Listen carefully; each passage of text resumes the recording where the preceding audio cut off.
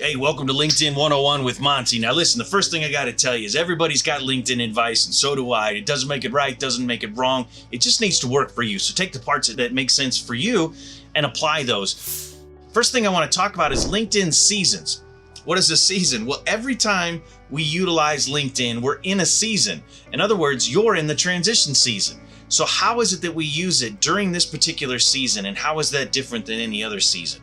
Well, I'll talk about some different seasons just really quick, but we'll focus on this transition component.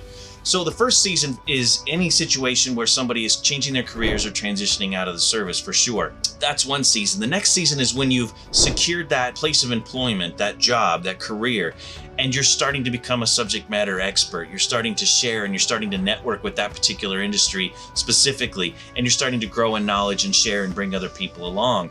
And then that next season, sort of that third season, is sort of secured that expertise. You're a voice for that industry.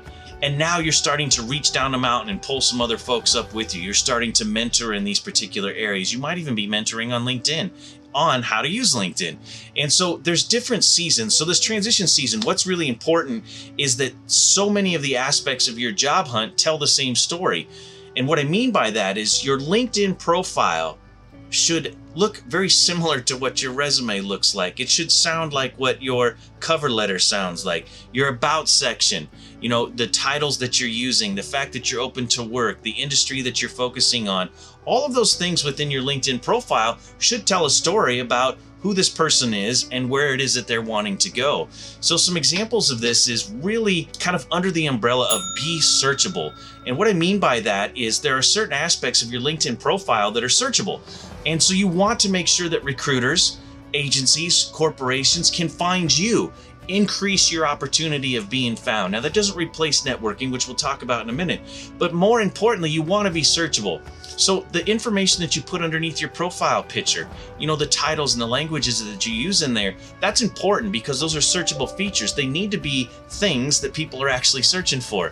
Servant leader, nobody's searching for that. There's no value in placing that on there. Plus, it's very subjective. So make sure you're listing things on there that's telling the story about where it is that you want to go.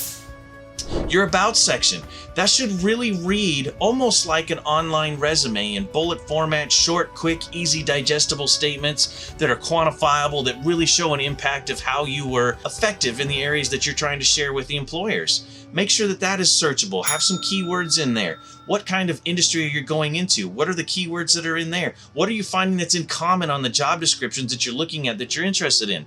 Those are the things that need to be in your about section.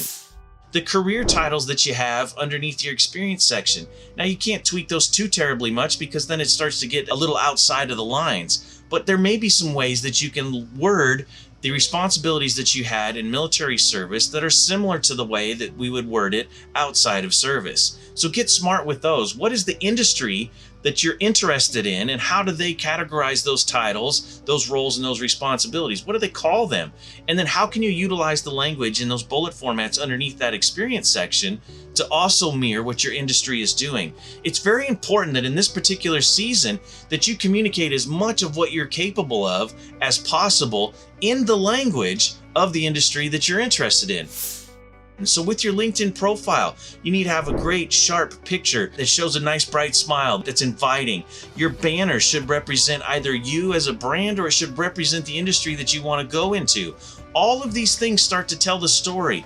Remember, when folks find you, they don't spend a lot of time researching whether or not you're going to be the right fit or a potential right fit. You really got to dig into that and make sure that everything that they see drives them into wanting to give you a phone call and take those next steps with you.